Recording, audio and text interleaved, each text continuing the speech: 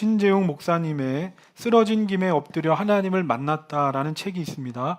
제가 몇 번 설교 때도 인용했었는데 이 책은 여러 믿음의 글들을 모아놓은 책입니다. 그 글들 중에 하나입니다. 흘러가는 대로 살기로 했다. 내 계획과 생각과 다른 삶의 흐름을 바꿔보려고 많이 노력해 봤지만 하나도 모르는 내 뜻대로 사는 것 가장 어리석은 삶이다. 그래서 하나님이 인도하시는 흐름대로 살기로 했다. 나를 다 아셔서 가장 좋은 것 주시는 하나님의 인도하심대로 사는 것이 가장 좋은 삶이고 가장 적절한 삶이다. 그건 아무것도 안 하는 무력한 삶이 아니다. 하나님의 뜻이 나를 통해 이루어지기를 바라며 주어진 자리에서 최선을 다하는 삶이다. 결국은 은혜가 풍성한 하나님 나라에 닿는다. 어부였던 베드로는 하나님의 흐름대로 제자라는 가장 적절한 삶을 찾았다. 목동이었던 다윗은 하나님의 흐름대로 왕이라는 가장 알맞은 삶을 살았다. 노아는 하나님의 흐름대로 배를 만들었고 요셉은 하나님의 흐름대로 흘러가 노예 생활과 감옥 생활을 지냈지만 결국 이집트의 총리로 선하게 쓰임 받았다. 최선을 다하며 최선을 다해 흘러가는 대로 두기로 했다. 지금은 냇물 같아도 바다 같은 삶에 닿아 있을 것이다.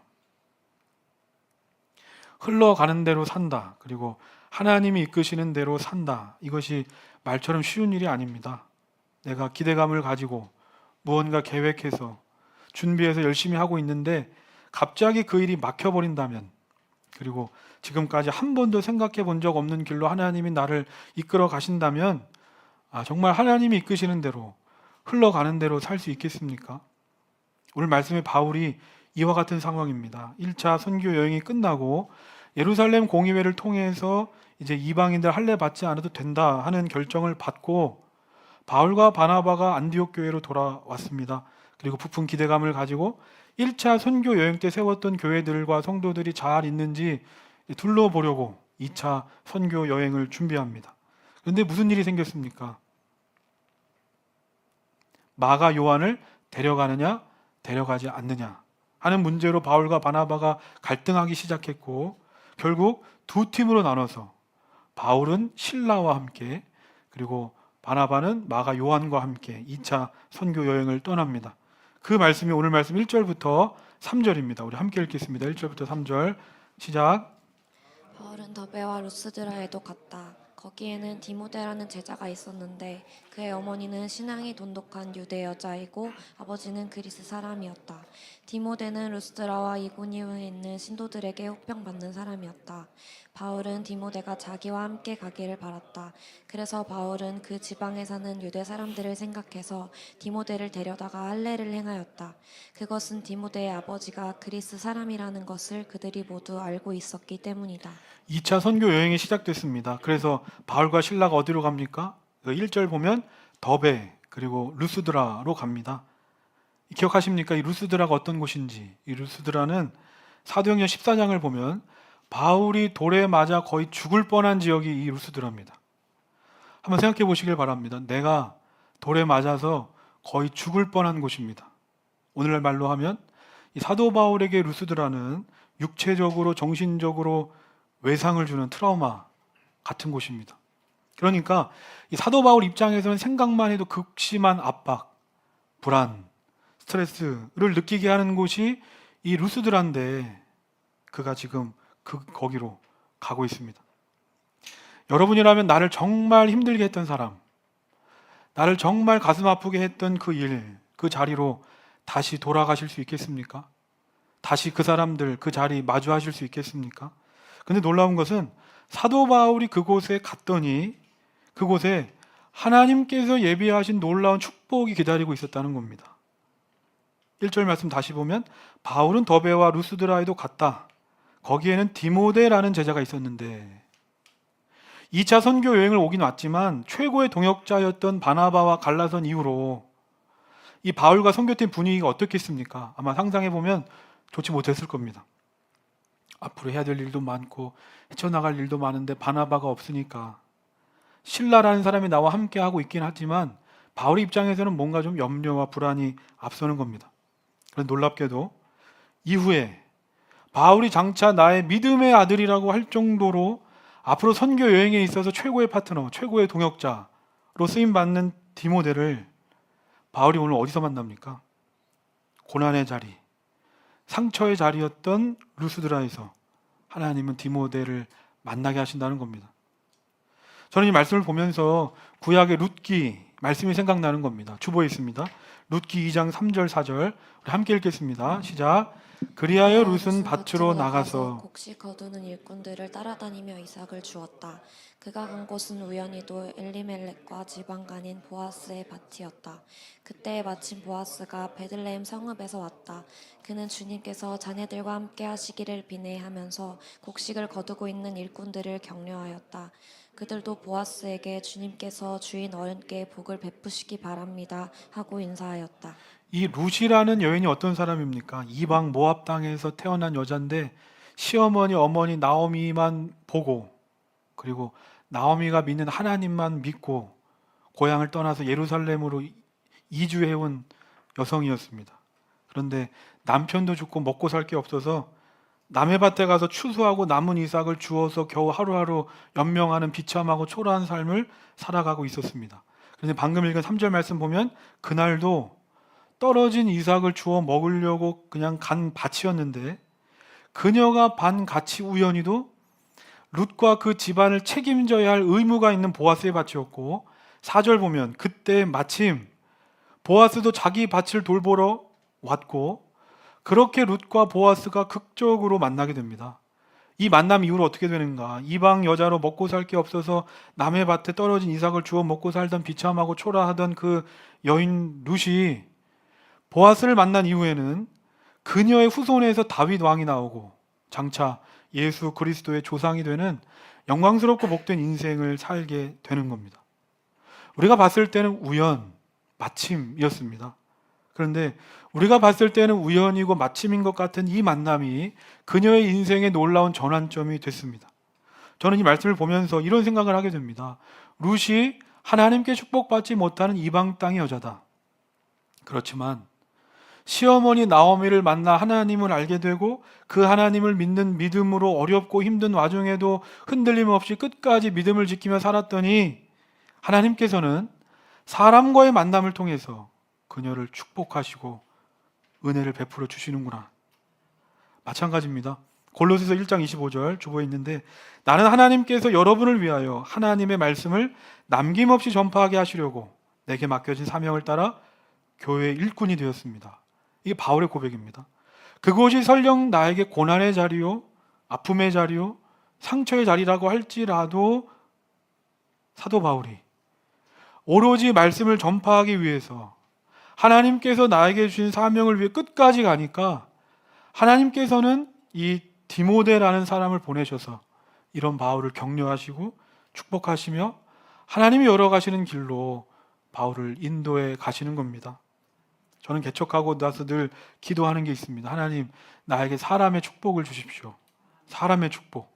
개척교회 목사로서 가진 것이 없고도 또 도움을 받아야 되는 입장이라 그런지 모르지만 저는 개척하고 나서 사람을 만날 기회가 있거나 아니면 어떤 관계, 모임의 자리에 소개받으면 웬만하면 나가려고 합니다. 웬만하면 만나고 관계를 맺으려고 합니다.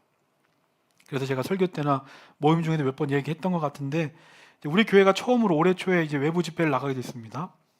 서울로에 소속된 목사 후보생 수련회 여는 예배 인도였습니다.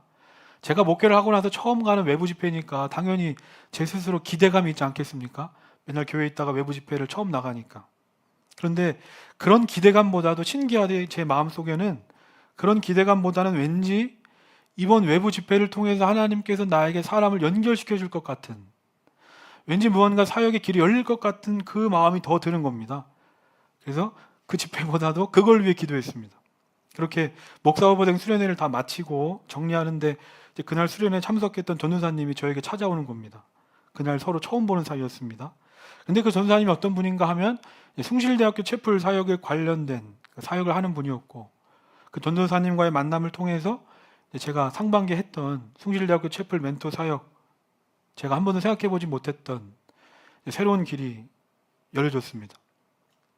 저는 우리 교회 물결 워십팀 그리고 미디어팀 또 모든 성도님들을 볼 때면 이런 생각이 듭니다. 아, 하나님께서 정말 우리 교회에 딱 맞는 사람들을 보내주셨구나 하는 그런 생각이 듭니다. 개척하고 제가 느끼는 건 하나님은 정말 사람을 통해 일하신다. 사람을 통해 일하신다. 정말 그 일이 하나님의 일이라면 신기하게도 하나님은 그 일을 감당할 만큼의 사람을 딱 연결해 주셔서 그 일을 하게 하십니다. 저는 이 청년의 때가 어느 때보다 이 사람의 축복이 필요한 때라고 생각합니다. 인생을 본격적으로 시작하는 나이, 배우자뿐만 아니라 내 진로와 학업과 하는 모든 일들 가운데 우리는 만나야 될 사람들이 얼마나 많습니까? 이를 위해서 하나님께 기도하시길 바랍니다. 하나님께서는 어떤 상황과 환경 가운데 있든지 설령 그 자리가 나에게 루스드라와 같은 자리라고 할지라도 흔들리지 않고 끝까지 하나님이 나에게 주신 사명과 비전을 향해 나아가는 자들을 사람과의 만남을 통해서 축복하시고 일하시고 역사하시는 하나님이시기 때문입니다. 이어서 오늘 말씀 3절입니다. 3절 함께 읽겠습니다. 시작. 바울은 디모데가 자기와 함께 가기를 바랐다. 그래서 바울은 그 지방에 사는 유대 사람들을 생각해서 디모데를 데려다가 할례를 행하였다. 그것은 디모데의 아버지가 그리스 사람이라는 것을 그들이 모두 알고 있었기 때문이다. 바울이 디모데와 함께 이제 2차 선교 여행을 가려고 하는데 눈에 들어오는 단어가 있지 않습니까? 3절 보면 바울이 디모데를 데려다가 뭘 합니까? 할례를 합니다. 할례. 우리가 지난 말씀에 살펴봤습니다. 예루살렘 공의회를 통해서 할례 문제 다 해결됐습니다. 이제 이방인들 할례 받지 않아도 된다. 믿음으로 구원 받는다. 결정됐습니다. 이 일에 앞장선 사람이 사도 바울이었습니다. 그런데 오늘 말씀을 보면 그 바울이 이상하게도 이 이방인이었던 디모데에게 할례를 받게 했다는 겁니다. 왜 그랬을까? 바울이 2차 선교 여행을 본격적으로 시작하면서 왜 디모데에게 할례 받게 했을까? 할례를 받아야 디모데가 구원받기 때문에 이런 차원이 아닙니다. 우리가 앞으로 복음을 전해야 될 사람들 중에 유대인들이 많은데 그 유대인들 중에는 여전히 이 할례 문제를 중요하게 생각하는 사람들이 많다. 그래서 혹 할례 받지 않은 사람들이 자신에게 와서 복음을 전하려고 하면 아예 들으려고도 하지 않기 때문에 유대인들에게 복음을 전할 때 이 할례가 걸림돌이 되면 안 되니까 바울은 디모데에게 할례 받게 했다는 겁니다. 이겁니다. 내가 받아도 되고 받지 않아도 되는 일입니다. 나한테는 그렇게 중요한 일이 아닙니다. 그런데 그것이 복음을 전하는데 중요한 일이라면 기꺼이 내 생각과 주장은 다 내려놓을 수 있습니다. 빌립보서 1장 20절 주보에 있습니다. 나의 간절한 기대와 희망은 내가 아무 일에도 부끄러움을 당하지 않고 온전히 담대해져서 살든지 죽든지 전과 같이 지금도 내 몸에서 그리스도께서 존귀함을 받으시리라는 것이다. 복음이라는 본질을 위해서 나머지 비본질적인 것들은 중요하지 않다. 복음을 전해야 할 유대인들에게 할례가 중요하면 할례 받자. 그리고 또 우리가 복음을 전해야 할 이방인들이 할례를 부담스러워 한다면 받지 말자. 그런 것들이 뭐가 중요하냐? 오직 예수 그리스도만 높임 받으실 수 있다면, 한 영혼이라도 더 구원받을 수 있다면 내가 살든지 죽든지 그건 중요하지 않다는 겁니다. 저는 이 사도 바울의 고백, 내가 살든지 죽든지 오직 예수 그리스도만 존귀함을 받기를 원합니다 하는 이 고백이 오늘 저와 우리 모두의 고백이 되기를 바라고 특별히 우리 교회의 기준과 원칙이 되기를 소망합니다. 저는 이 사도행전 말씀을 계속해서 보고 있는데 보면서 계속해서 생각합니다. 교회는 뭘까? 그리고 성도는 뭘까? 하나님께서 우리를 교회로 부르시고 성도로 보내신 이유, 목적, 그 본질은 뭘까? 단순히 우리끼리 은혜 받고 교회 안에 있는 사람들끼리 믿음 가진 사람들끼리만 잘 먹고 잘 살라고 하나님이 우리를 성도로 부르시고 교회로 부르셨을까 하면 그렇지 않다는 겁니다. 그런데 신기하게도 우리는 신앙생활을 하면 할수록 본질에 가까워지는 게 아니라 비본질에 가까워진다는 겁니다. 사도 바울처럼 내가 살든지 죽든지 정말 목숨을 걸고 오직 예수 그리스도, 복음, 영혼 구원을 위해 사는 게 아니라 본질에는 관계없는 거, 자기들만의 경험과 전통이라는 기준과 원칙을 세우고 그게 지켜지느냐 지켜지지 않느냐, 다시 말해서 예수님이 중요하고 예수님이 커지는 게 아니라 어떻게 하면 내가 더 커지고 어떻게 하면 내가 더 중요해질 수 있을까에 목숨을 걸고 신앙생활한다는 겁니다. 그러니까 본질은 다 사라져버리고 비본질만 남은 교회와 성도들에게 무엇을 기대할 수 있겠습니까? 어느 순간부터 이 교회도 예배도 디자인이란 말을 하기 시작했습니다. 교회도 디자인해야 한다. 예배도 디자인해야 한다. 라는 말이 쓰이기 시작했는데 저는 목사로서 교회와 예배를 디자인할 때 가장 중요하게 생각하는 것은 교회와 예배는 언제나 새 가족, 처음 온 사람에게 맞춰져야 한다는 게 저의 그 디자인의 기준이고 원칙입니다. 기존에 교회 오래 다닌 사람, 저나 우리가 아닙니다. 교회에 처음 오는 사람들, 그리고 앞으로 교회에 나올 다음 세대들에게 교회와 예배가 맞춰져야 한다. 왜 그렇습니까? 교회의 본질과 사명은 흘려보내는 것이기 때문입니다. 내가 가지고 있는 게 아니라 흘려보내야 한다. 물이 흐르지 않고 고이면 어떻게 됩니까? 아무리 깨끗했던 물도 다 썩어버리는 겁니다. 그러므로 물은 계속 흘러가야 물로서 역할을 합니다. 그러면 우리가 흘려보낸다는 건 뭘까? 어떻게 하면 내가 받은 은혜를, 아니면 내가 더 어떻게 더 큰 은혜 받을까가 아니라 어떻게 하면 하나님을 알지 못하는 사람들에게 하나님을 전할 수 있을까? 어떻게 하면 내가 받은 은혜를 더 멀리, 더 많은 사람들에게 흘려보낼 수 있을까가 교회가 관심을 가지고 집중해야 하는 영역이라는 겁니다. 그래서 저는 설교할 때 최대한 어려운 용어, 신학적 용어를 하지 말자가 저의 설교의 원칙입니다. 그리고 교회에 온 사람, 처음 온 사람도 알아들을 만한 얘기 하자.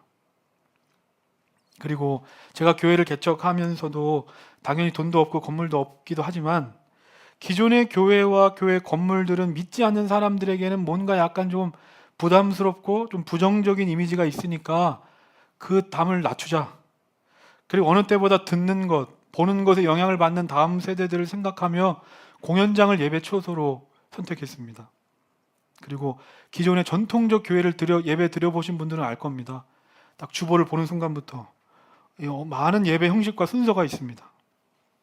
제가 그걸 부정적으로 생각하는 건 아닙니다. 저도 만약에 우리 교회 일부 예배를 만든다면 전통적 예전이 있는 예배를 구상하고 있습니다. 그런데 이 교회 오래 다닌 사람에게는 이런 것들이 익숙할지 모르지만 교회 처음 온 사람들에게는 이 자체가 부담이 될 수 있다. 그래서 예배 순서도 제가 디자인을 한 겁니다. 대폭 순서를 줄이고 정말 우리가 놓치지 말아야 할 것만 붙잡고 집중하자. 그리고 개척하기 전에 저도 교회에서 사역할 때는 늘 저도 이 넥타이를 메고 늘 정장을 입고 설교했습니다. 그런데 그것도 개척하면서 내려놓자. 이런 권위 내려놓고 편안함과 부담 없이 가자. 또 우리 교회가 홍대 아닙니까? 홍대 감성에 맞게 저도 늘 이렇게 의상에 신경 쓰는데 이거 비웃음 아니죠? 예, 신경 쓴다고. 제가 오늘 이 교회와 예배의 그 디자인에 대해서 쭉 이야기하는 이유가 뭐겠습니까? 오직 교회로서의 본질, 복음이 전해질 수만 있다면, 복음이 전해져서 한 영혼이라도 구원받을 수 있다면, 우리가 생명을 살릴 수 있다면, 건물, 순서, 의상 이런 것들이 뭐가 중요할까? 저는 교회뿐만 아니라 우리 모두에게도 이와 같은 원칙, 기준이 있게 되길 소망합니다. 순서가 있어야 합니다. 내 삶의 방향, 목적, 라이프 스타일 다음에 복음이 아니라 복음에 내 삶의 방향과 목적과 라이프 스타일이 맞춰지는 새로운 삶의 디자인을 하시기를 소망합니다. 바울과 디모데가 1차 선교 여행 때 세웠던 교회들과 성도들을 방문하기 시작했습니다. 그랬더니 어떻게 됩니까? 5절 보면 그들이 가는 곳마다 믿음이 더 튼튼해지고 그 수가 나날이 부흥하는 역사가 일어났습니다. 한번 이 장면을 상상해 보시기를 바랍니다. 바울이 정말 어렵게 고난과 박해 가운데 세웠던 교회들인데 가는 곳마다 부흥의 역사가 일어나고 있으니 얼마나 기분이 좋고 감사하고 뿌듯했겠습니까? 아마 이때 바울은 확신을 가졌을 겁니다. 이거다. 이 분위기를 이어서 1차 선교 여행 때 세웠던 교회들을 거점으로 아시아 선교하면 되겠다 하는 확신을 가졌을 겁니다. 그런데 이런 바울에게 어떤 일이 일어납니다. 오늘 말씀 6절부터 7절 함께 읽겠습니다. 시작. 아시아에서 말씀을 전하는 것을 성령이 막으심으로 그들은 부르기아와 갈라디아 지방을 거쳐가서 무시아 가까이 이르러서 비두니아로 들어가려고 하였으나 예수의 영이 그것을 허락하지 않으셨다. 6절 보면 바울이 아시아에서 말씀을 전하는 걸 누가 막으셨다고 합니까? 성령이 막으심으로. 성령이 막으심으로. 이 말씀 그대로 바울이 아시아에서 복음을 전하려고 했는데 성령이 막으셨다는 겁니다. 성령께서 어떻게 이 바울의 선교를 막으셨는지 구체적인 기록은 없지만 바울 스스로가 느끼는 겁니다. 아, 지금 내가 가는 길을 성령이 막으시는구나. 그래서 부르기아, 갈라디아를 거쳐 계속해서 북서쪽 방향으로 올라갑니다. 그러면서 비두니아라는 동네로 들어가려고 했는데 그 길 또한 성령께서 막으셨습니다. 아니 그러면 이때 바울은 어떤 생각이 들었을까? 내가 지금 뭐 나조차고 하는 것도 아니고 나쁜 일 하는 것도 아니고 복음을 전하려고 돌고 돌아 가는데 왜 성령께서는 내 가는 길을 막으실까? 우리 인생도 그렇지 않습니까? 무언가 내가 정말 열심히 노력해서 계획해서 준비한 일인데 또한 이것은 하나님이 나에게 주신 비전이요 사명이라고 생각해서 여기까지 왔는데 그 길이 막힐 때면 그것만큼 나를 힘들게 하는 게 없습니다. 그런데 우리가 오늘 말씀에서 주목해야 되는 것은 바울은 자신이 계획하고 준비한 길이 막혔을 때 그걸 성령께서 막으신 것으로 바라보고 해석했다는 겁니다. 이게 중요한 겁니다. 많은 사람들은 내가 계획한 대로 일이 되지 않으면 그냥 내 눈에 보이는 대로 판단하고 결정합니다. 그리고 불평하고 원망하고 포기합니다. 그걸로 끝입니다. 그런데 믿음의 사람은 다릅니다. 단순히 내 눈에 보이는 대로만 보고 판단하고 결정하는 게 아니라 거기서 우리는 하나님을 볼 줄 알아야 하는 겁니다. 하나님, 왜 이 길을 막으시는 겁니까? 하나님이 보이는 순간 우린 지금까지 보지 못했던 걸 봅니다. 그게 뭐냐? 정말 이 길을 하나님이 막으시는 것이라면 그 길 옆에는 반드시 하나님께서 준비하신 또 다른 길이 보여진다는 겁니다. 오늘 말씀 8절입니다. 그래서 그들은 무시아를 지나서 드로아에 이르렀다. 성령께서 바울이 가는 길마다 막으시고 또 막으십니다. 그런데 성경을 보면 이에 바울이 실망했다거나 낙심했다는 얘기가 있습니까? 지금 내가 가는 이 길, 하나님이 아무런 이유와 뜻 없이 막으시는 게 아니라 하나님이 막으시는 것이기 때문에 하나님은 아무런 이유와 뜻 없이 막으시는 하나님이 아니시기 때문에 성령께서 내 길을 막으신다면 아쉬워하거나 주저하는 것 없이 바울은 곧바로 또 짐을 싸서 또 이동하고 또 이동하는 겁니다. 그렇게 바울이 어디까지 갔습니까? 드로아라는 곳에 이르렀습니다. 이곳은 오늘날 터키의 서쪽 끝에 있는 항구 도시로 여기에서 배만 타면 바로 그리스로 갑니다. 바로 유럽으로 갈 수 있는 곳입니다. 드로아에 이른 그날 밤 바울에게 찾아오셔서 하나님이 말씀하십니다. 오늘 말씀 9절입니다. 함께 읽겠습니다. 시작. 여기서 밤에 바울에게 환상이 나타났는데 마케도니아 사람 하나가 바울 앞에 서서 마케도니아로 건너와서 우리를 도와주십시오 하고 간청하였다. 하나님께서 꿈을 통해 바울을 위해 준비하신 새로운 길을 보여주시는 겁니다. 그리스, 마케도니아로 가서 복음을 전해라. 마케도니아 사람들이 꿈속에 나타나서 바울에게 말하는 겁니다. 우리를 도와주십시오. 아시아로 가지 마시고 유럽으로 와서 복음을 전해달라는 얘기였습니다. 우린 여기서 생각하게 됩니다. 그렇다면 지금 나의 길을 바울처럼 하나님께서 막으시는지 어떻게 할 수 있을까? 그리고 하나님께서 내 길을 막으시고 준비하신 더 좋은 길이 무엇인지 어떻게 우리가 알 수 있을까? 오늘 말씀을 보면 바울은 부르기아, 갈라디아, 무시아, 비두니아, 드로아를 거쳐오는 동안 좌절하고 낙심하는 게 아니라 나의 길을 막으시는 성령님의 음성을 듣고자 계속해서 귀 기울였다는 겁니다. 가는 곳마다 그곳에서 하나님을 생각하고 나의 길을 막으시는 하나님의 뜻을 구하는 기도를 드렸다. 다시 말해서 어느 때보다 바울은 영적으로 민감한 시기를 보냈다. 그러니까 그냥 지나갈 수 있는 사람도 그냥 지나갈 수 있는 사건도 꿈도 바울에겐 다르게 보이는 겁니다. 아, 하나님이 나에게 말씀하시는구나.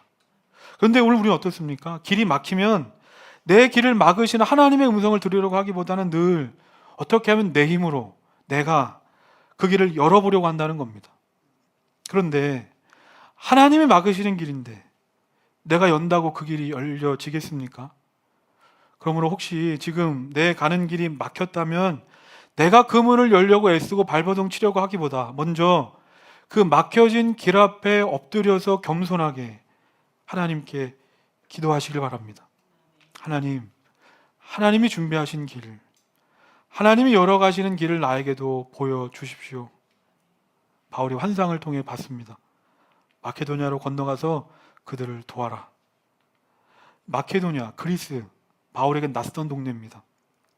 지금까지 가본 적도 없고 바울 입장에서는 내가 가리라 생각해 본 적도 없는 도시입니다. 반면에 지금 있는 소아시아는 바울이 나고 자란 곳으로 너무나도 익숙합니다.